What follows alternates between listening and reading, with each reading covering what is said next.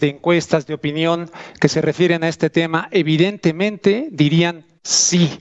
Dirían, vámonos hasta arriba, hasta Enrique Peña Nieto, diría la gente. O sea que fuerte declaración la que está diciendo aquí, él no es tapadera de nadie y yo obedezco lo que me diga el pueblo de México. ¿Habrá consulta para ese tema? Como se lo dijo alguna vez a Carmen Aristegui. Vamos a hacer un poco de memoria. A Emilio Lozoya se le acusa de haber recibido dinero de la empresa Odebrecht, esta empresa brasileña que anduvo corrompiendo por todas partes y que incluso terminó provocando el suicidio del expresidente del Perú, Alan García. Bueno, resulta que para favorecer a campañas del PRI y concretamente de Peña Nieto en el 2012, estas son algunas declaraciones de ejecutivos de la empresa brasileña. Foi uma aposta que nós fizemos. Ele solicitou reconhecimento de 5 milhões, está numa escala mais elevada. Eu consultei meu líder, como sempre, indicando o potencial que poderia representar uma relação de confiança mais estreita e mais profissional, e sugeri a meu líder que aprovássemos um montante de 4 milhões para reconhecê-lo nessa atividade que ele estava desempenhando. E assim o fizemos. E a primeira é se o senhor conheceu algum presidente da Pemex, em caso positivo, quando, onde? Foi assim, conheci o Dr. Emílio Lousada, presidente da Pemex, empresa de petróleos mexicana. Conheci através do Sr. Luiz Will, diretor superintendente da Odebrecht no México. Ele me pediu que eu comparecesse a uma reunião com ele e com o presidente no escritório da Pemex, na cidade do México, para ver a forma de pagar compromissos que ele tinha assumido, ele, Luiz Will, com o Dr. Emílio Lousada. Em abril de 2008, eu assumi o cargo de vice-presidente para a América Latina e Angola, e o México estava entre esses países sob minha supervisão e coordenação. Indiquei anteriormente, referente ao meu depoimento relativo ao anexo 1, que existia a necessidade de minha autorização para que, quando demandado pelos diretores superintendentes desses países sob minha coordenação e supervisão, quando demandados por esses diretores, era necessária a minha autorização para que fossem realizados pagamentos indevidos. Neste caso, envolvendo o senhor Emílio Lozoya no México. Ahí tienen ustedes estos testimonios, estos videos, y tengo precisamente comunicación ahora con Ignacio Rodríguez Reina, periodista que obtuvo para Quinto Elemento Lab los videos con los testimonios que acabamos de ver y de escuchar. Ignacio Rodríguez Reina, gracias por aceptar la invitación. Muy buenas noches. ¿Qué tal, Rubén? Muy buenas noches. Un gusto estar aquí platicando con ustedes. Pues el gusto es nuestro, Ignacio, te respetamos mucho como periodista y te quiero preguntar, pues, primero, antes de que nos digas un poquito de los videos, ¿cómo ves la situación de la llegada de Emilio Lozoya a México, poniendo un poco en duda de que se pisó el penal, el reclusorio norte o no, si no le tomaron la fotografía de rigor, ¿cuál es la situación? ¿Cómo ves el tema? Mira, a mí me parece que estamos asistiendo a una etapa que no deberíamos ver. Me parece que la imputación y, digamos, el proceso legal contra Emilio Lozoya debería de ser absolutamente transparente. Y lo que estamos viendo es, la verdad, algo que aún no sabemos qué estamos presenciando. Es decir, no sabemos si hay algún acuerdo ya establecido. Obviamente ya hubo pláticas entre la Fiscalía General de la República y la defensa de Emilio Lozoya, pero necesitamos saber que se haga transparente cuál es el acuerdo.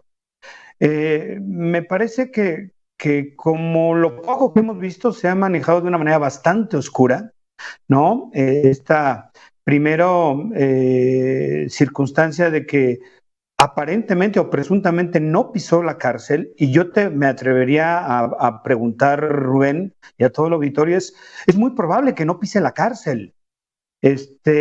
Dos, lo trasladan al hospital cuando también la información que se ha divulgado en torno a su estado de salud en la prisión de España, pues lo que nos han dicho o lo que se ha empezado a conocer de las autoridades españolas es que no tenía ninguna condición, ningún problema con su salud.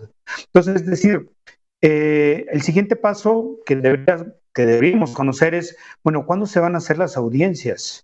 Algo más, la decisión del Consejo de la Judicatura Federal para no transmitir en vivo, para que toda la sociedad podamos atestiguar y ver de una manera transparente cuáles son los acuerdos, qué es lo que se está acordando, cuáles son exactamente el testimonio de Emilio Lozoya. Me parece que una larga lucha de décadas de la sociedad mexicana por eliminar, por sacar del poder a un régimen o a varios gobiernos caracterizados por la impunidad y por la corrupción, nosotros como sociedad no nos merecemos que se esté dando este tipo de circunstancias, que las cosas se estén manejando al oscurito, con mucha suspicacia. Es decir, me parece inaceptable que este caso, uno de los casos más emblemáticos de corrupción que ha habido durante el gobierno de Enrique Peña Nieto, se esté manejando de esta manera tan poco transparente. Y no solamente me parece que no nos merecemos como sociedad, me parece preocupante, porque es probable que incluso hay la posibilidad de que ni siquiera se le haga una sola imputación ya ante el juez. Ahorita lo que hay, obviamente se presentaron las carpetas de investigación, los dos jueces dieron expidieron la orden de aprehensión y se solicitó la extradición a las autoridades de España. Pero nada nos garantiza, porque no sabemos nada, porque la Fiscalía me parece que ha hecho un trabajo bastante deficiente, no sabemos exactamente si va a hacer que algún día pise la cárcel, aunque sea para firmar. No sabemos tampoco si está comprometido a regresar los muchos millones de dólares que él ya aceptó que recibió como soborno, ¿no? Tampoco sabemos exactamente a cambio de qué información se le está concediendo estos beneficios, que por ejemplo el artículo 226 del Código Penal de Procedimientos Penales dice que solamente esto que se llama el criterio de oportunidad tendrá que ser o aplica cuando el informante, es decir, Emilio Lozoya, pues de elementos para enjuiciar o para perseguir un delito más grave del que se le imputa. ¿Cuál es el delito Ignacio, más grave que le vamos a imputar a los demás? No, a ver, dime, termina. Sí, entonces... Bueno, te quería preguntar, ¿qué tal si, hubo una negociación en el sentido de que el caso no quedara nada más en Lozoya, sino que verdaderamente él hablara y pudiera revelar legisladores y que pudiera llegar hasta Peña Nieto?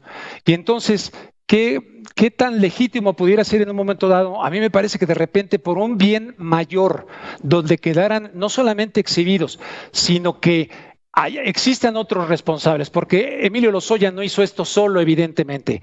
Y entonces él dijera, ok, digo, canto todo esto, pero a cambio quiero esto. Y aquí está la figura esta de testigo colaborador, que sería un poquito la figura del testigo protegido de los Estados Unidos, que no sé si esté contemplada en la ley mexicana.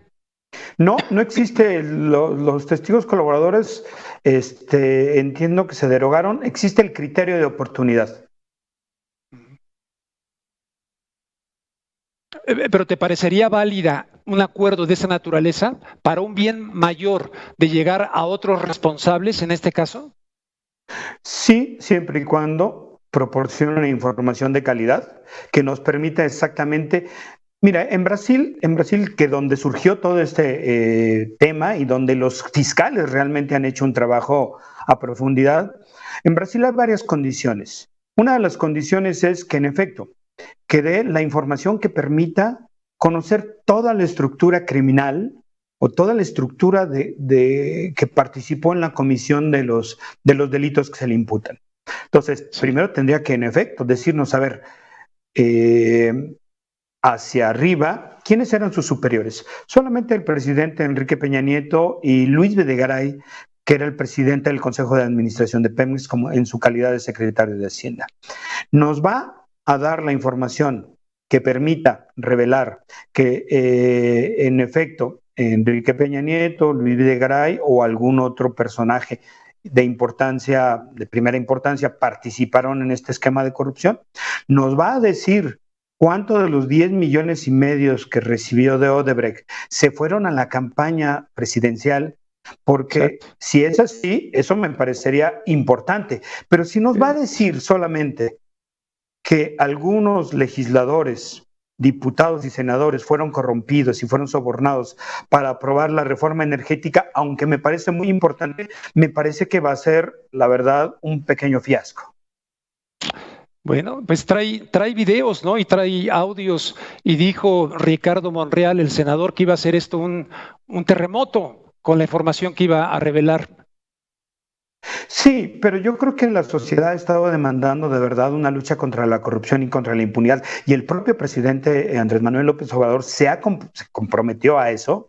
Me parecería, a mí me dejaría muy insatisfecho como ciudadano y como periodista que después de que hemos estado investigando, que se ha estado saliendo a la luz un esquema de corrupción mucho más grande, nos conformáramos con que nos dijera y nos diera audios y videos de legisladores legisladores, senadores y diputados recibiendo alguna cantidad de dinero para poder aprobar la reforma energética.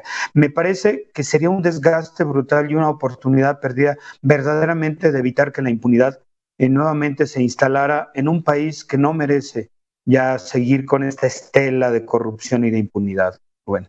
Oye, Ignacio, pero no es menor, ¿no? Si sale el tema de los sobornos a estos tipos que cuando aprobaron la reforma energética hasta chacoteando estaban ahí haciendo bromas y ese tipo, o sea, no es menor también desde el punto de vista de lo que implica un intento de integración de México con América del Norte y la intervención de Estados Unidos para que se diera esa reforma energética. O sea, no es menor el caso. No, no es menor ciertamente, pero yo no me conformaría y yo creo que hay que valorarlo como ciudadanos.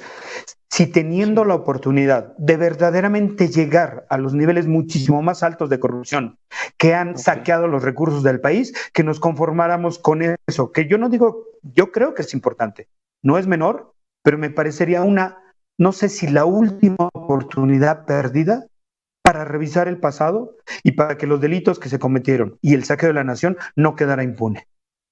Bien, pues debo decirle a la audiencia que además visiten tu página porque tú has estado investigando este tema desde hace muchísimo tiempo, has dado revelaciones importantes que la pueden encontrar en tu página. Si nos dices dónde te pueden encontrar estos videos que incluso nos hiciste favor de que pudiéramos publicar. Sí, es en www.quintoelab.org. Incluso pueden buscar en algún buscador, poner Quinto Elemento Lab y ahí les va a salir toda la información. Y en verdad hemos estado trabajando mucho, por eso también trabajamos en el asunto de los sobornos en el caso de Altos Hornos, cuyo propietario está detenido en España, ¿no? Entonces, por eso, porque creo que hay un mar de fondo y que la corrupción llegó a niveles tan altos y profundos. Por eso me parecería que sería, la verdad, muy injusto que a través de acuerdos en lo oscurito o que no conocemos, nos conformáramos con información no de la relevancia e importancia que me parece que Emilio Lozoya tiene en su poder. Muy bien, Ignacio Rodríguez Reina, te agradezco muchísimo por este enlace en vivo y agregando pues a esta situación que evidentemente nos tiene muy pendientes a todos los mexicanos. Un fuerte abrazo y por ahí nos debemos un café, a ver si la pandemia nos deja. Yo creo que sí nos va a dejar, ya falta poquito. Un abrazo, Rubén, y gracias por la invitación. Al contrario, Ignacio Rodríguez Reina. Vamos a